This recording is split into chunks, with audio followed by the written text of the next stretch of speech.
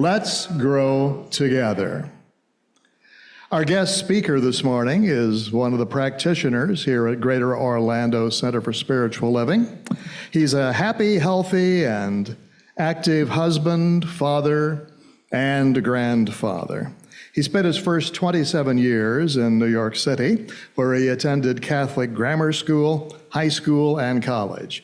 Having survived that, he began a 35-year career which started at One Wall Street in New York City and ended at U.S. Bank in Denver, Colorado.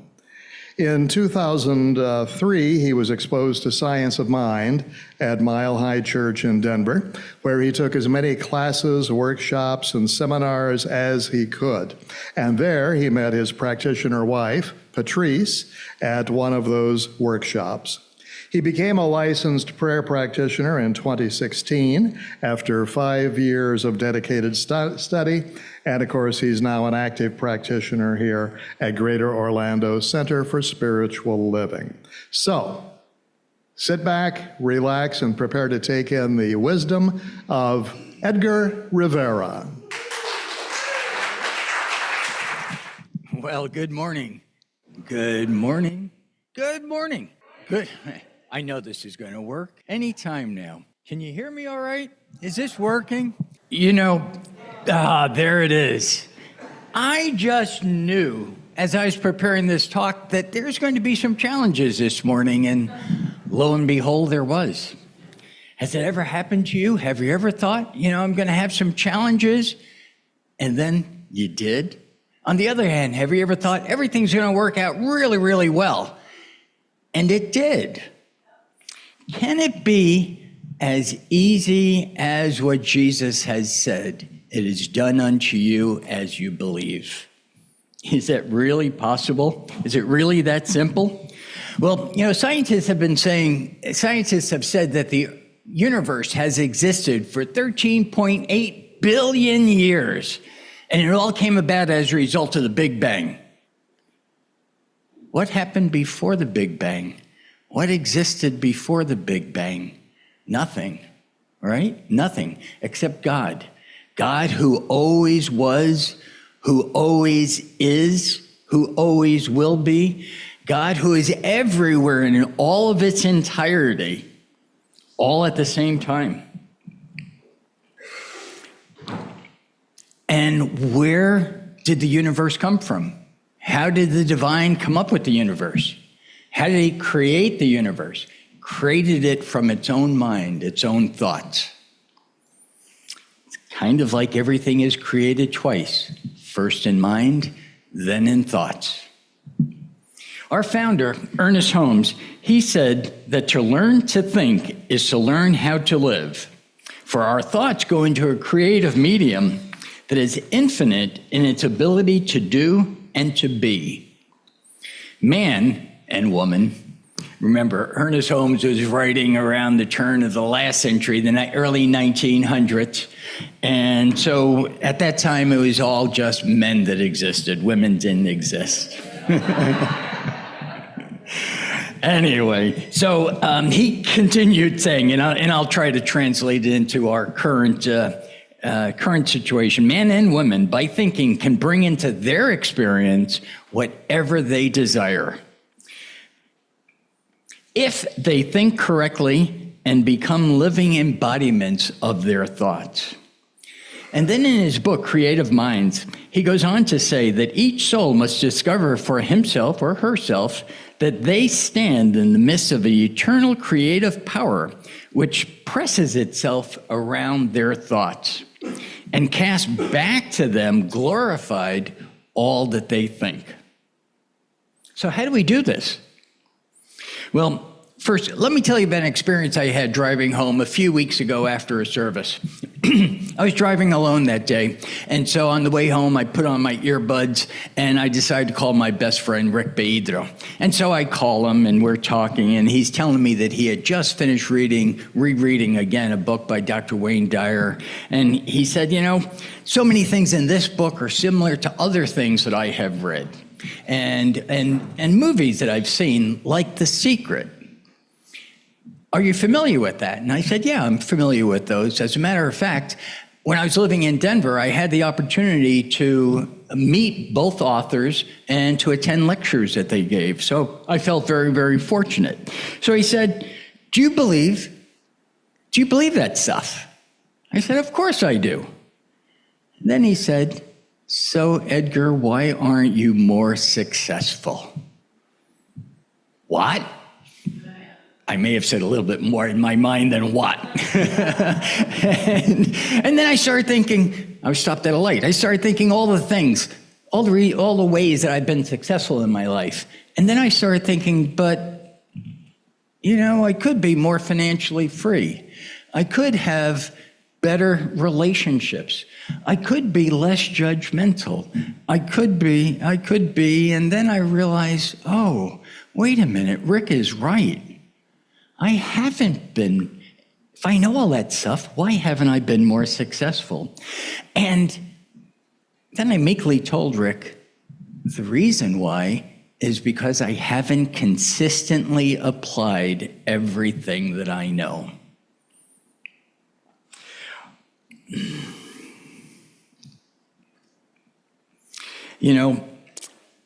Rick and I talk a lot. And we discuss a lot of things. And then there'll be a question that comes up that neither of us know. And so I'll say to him, let me check with Mr. Know-It-All. And so I'll check on my phone and I'll find out the information that we're looking for. And the phone, I've come to rely on it. Whatever I check, whenever I'm looking for information, it gives me the answer. Okay, most of the time. Could spirit be just like our phone? Could spirit be there? Has the answers. It's just waiting for us to phone home. Quite possibly. And will spirit always answer every single time? And the answer is yeah, absolutely. And spirit is kind of like the genie. It says, your wish is my command. What do we think about? Remember again, everything is created twice. First in our minds, first in our thoughts, then in the material world. So that Sunday, pardon me, I already told you all that wonderful stuff about Rick and how we utilize our phone.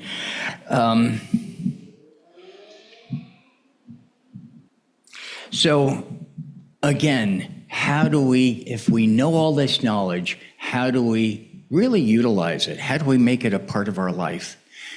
And I think we marinate in that knowledge that we have. We marinate all the time in that spiritual soup that we have.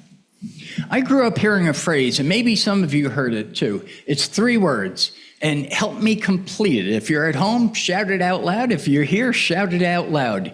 Knowledge is power. Everybody knows that. Knowledge is power, right?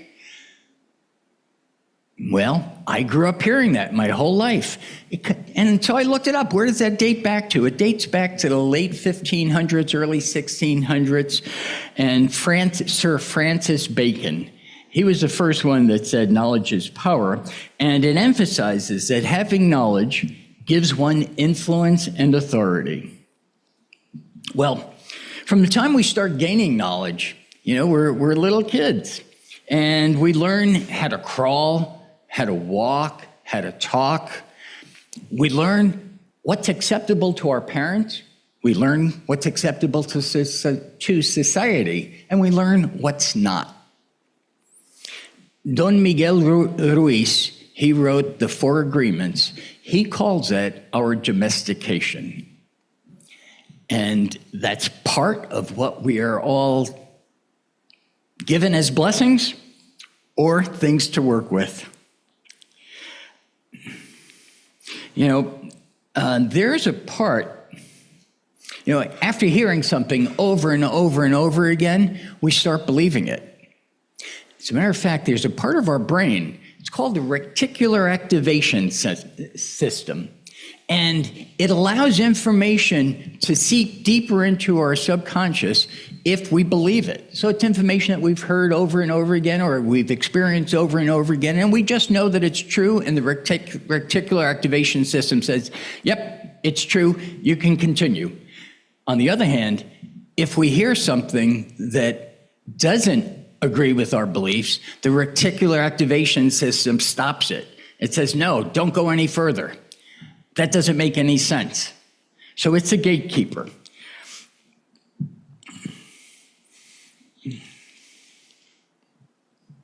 You know, we may have grown up hearing, we've grown up hearing a lot of things. I grew up hearing, perhaps you have, money doesn't grow on trees. Well, duh, of course it doesn't grow on trees. But what did that do? That gave us the impression that money is limited. You know, we may have grown up hearing, I'm not worthy, or I'm too fat, or I'm too skinny, or I'm too tall, or I'm too short, or I'm too dumb, or I'm too whatever. What have you grown up, what false beliefs have you grown up hearing that you've believed? On the other hand, have you been lucky enough to hear positive things when you're growing up? You're so smart. You're so beautiful. You're so talented. You're so knowledgeable. Whatever it is. And do you believe those? And so does that rule your life? Whatever it is that we have grown up hearing, those items kind of rule our lives. And we're not even aware of that. But they do. They become habits. And we accept them. I spent my first 27 years in New York City. I'm so grateful for all the experiences that I've had, especially those in New York City. And one afternoon, I'm walking in Midtown Manhattan, along with a few hundred of my friends, and I'm approaching the corner. And as I'm approaching the corner, I see some guy carrying a violin case. And I catch up, I'm right behind him, and I hear him asking the woman next to him, can you tell me how I can get to Carnegie Hall? And the woman, she's a New Yorker, and all New Yorkers are very, very helpful folks. And if you that's not a joke, I'm a New Yorker, really, New Yorkers are helpful. Anyway, the woman turns to him and says, yes, practice, practice, practice. So that's how you get to Carnegie Hall. Practice, practice, practice.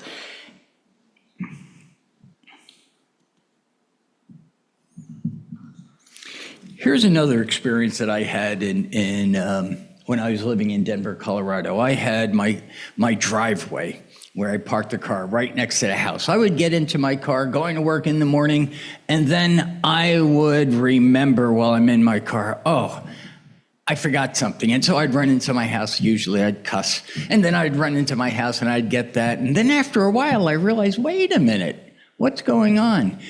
And so I changed. I decided to say thank you every time I remembered in my car something that I needed that was still in my home. Who was I saying thank you to? Well, I was looking up and saying thank you to God. Why do we look up when we talk to God or talk about heaven up there? You know, it's because it's that higher vibration. So we just automatically, not even thinking about it, we just look up. After a while of doing this, I started saying thank you to myself for remembering. And what I did then, after a while, was I changed two habits. I stopped that cussing and putting myself down. And by the way, after doing this a while, I kind of stopped forgetting things at home, and things just came with me all the time. So let's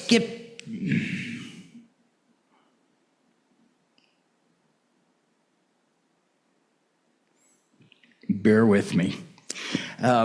Let's get back to that saying, knowledge is power, right? We've all grown up hearing that, knowledge is power, knowledge is power. Baloney! I heard that from from Tony Robbins decades ago. He was the first one that I ever heard that from. Knowledge is not power. Power is your ability to use the knowledge that you have. So, if you all want to be more powerful, all of us, let's start utilizing the knowledge that we have. Practice, practice, practice. So, how do we do this? Well, first of all, you want to make a commitment to yourself. I want to change. I want to become more powerful. I want to do something. And so let's say that something is I want to have a more spiritual presence. Well, you might decide that to make an affirmation out of it. I want to have spiritual practices. I want to do spiritual practices. So maybe you write on a sticky note, I do my spiritual practices daily. And you post that by your door or on your bathroom window or all over your home. And you're reading, I do my spiritual practices daily. Maybe you set up your phone to send you a reminder at 6 o'clock or whatever time makes sense every morning to remind you, I do my spiritual practices. We all can use reminders until we do it enough and it becomes a habit. We don't have to think about it anymore. All of a sudden, we're doing our spiritual practices without thinking. Our founder, Ernest Holmes, said, we must take the responsibility for our own lives. Isn't that an interesting concept? All must awake to the fact that they have absolute control over their lives and that nothing can happen by chance. So, what's a spiritual soup that we need to marinate in to encourage us to take control over our lives? And what are the ingredients that add flavor, excitement, and depth? Could the soup that we come up with be so good that we want to experience it again and again and again? Well, spiritual practice is our first ingredient in the soup. And you might take note that there's only 4 ingredients that I'm going to be talking about in the soup. So this is going to be easy to remember. Spiritual practice, number 1. Holmes said, spiritual practice, it can take place throughout your entire day. So what is it? It's a whole lot of things. It's a whole bunch of things. Some of them, it's anything that brings you closer to who you are. One with the divine, one with the only thing that exists. And as you get closer, then you can start utilizing some more of those qualities. The qualities of the divine, like abundance, love, power, knowledge, understanding. All of those, they're laid right out for us. So they're there for us to use, to become one with the one. So how do we do this? We can do it by reading. We can do it by listening to music. We can do it by reading books or magazines or whatever. You can watch perhaps an old tape of Reverend Martin. Notice I said an old tape of Reverend Martin, a previous tape that he has done on YouTube. Or you can watch Reverend Michael Beckwith or whoever speaks to you. You're getting some more food, some more knowledge. It's getting reinforced what you can do to maximize your life. For years, I kept a current copy of Science of Mind magazine in my bathroom. Now, I don't know what you do first thing you get up in the morning, but what I do is I go to the bathroom. And so I sat down every morning and I opened up my Science of Mind magazine and I read it and I got good information and things to think about throughout the day. It gave me something positive. The second thing I do for my spiritual practice is I meditate 15 to 30 minutes a day. Again, it's practice. Do it. It becomes easier and easier. The third thing that I do every day is that I pray. It's probably what you do all day long. You just don't know that you're doing it all day long. You know, what are your thoughts? Those are the things that you're creating. So be aware of your thoughts. Be aware of what you're creating. We are creative individuals. The second ingredient would be oneness. Notice the little nod and something appears on there. I think I'm communicating with God. So oneness. Again, God is all that there is. Each one of us is a manifestation of God. We're made from the divine and made with the only thing that existed for the divine to make us, itself. So here's another way to think about it. You know, I was created by my mother and father, just like you. You were created by your mother and father.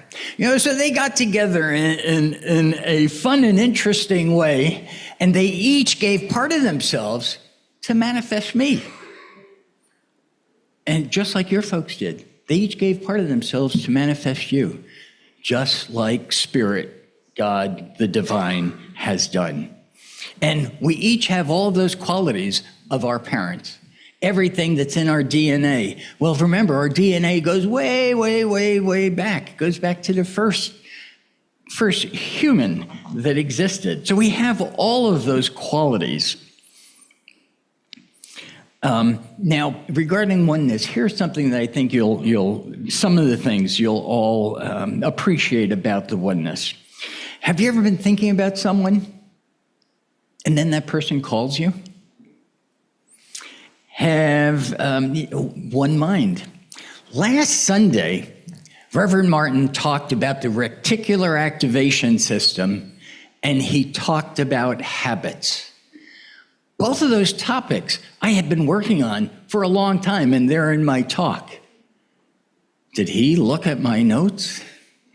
One mind. Another example. Unbeknownst to me, Patrice was in our backyard and she was talking with a friend on the phone, and she was talking about wanting to change her habit of news watching. Well, at the same time, I was talking with my friend Rick, totally different location, we couldn't hear each other, having the exact same conversation. One mind. So I'm so grateful for all those reminders that I get about the oneness, about my oneness, about our oneness. And it's all about remembering to remember, to become one again with the divine. Utilize is the third ingredient that we're putting into our soup. Use it or lose it. Utilize all the natural laws of the universe. They're all out there. They're just waiting for you to use them. They work even when you don't know that they're working. Kind of like this not working when I started talking. I created that by thinking it, and then it became so. So in order to be able to utilize these laws, we have to know them. And knowledge is available to us through a whole bunch of ways. We can utilize our lending library in the back, our online courses, the courses and seminars that we offer here. It's a lot of places where we can get knowledge. And then the fourth ingredient is persistence. Persistence is the ability to keep working towards a goal despite challenges and setbacks. So once you have committed to making something happen, persistence is the key to making that happen. Kind of like the guy with the violin case. Practice, practice, practice. So we have all of these ingredients. We've put them into our spiritual soup. We're allowing it to marinate and marinate and marinate.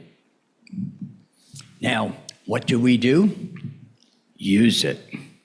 Drink from the soup. Remember those 4 ingredients and get out there and let's make it happen.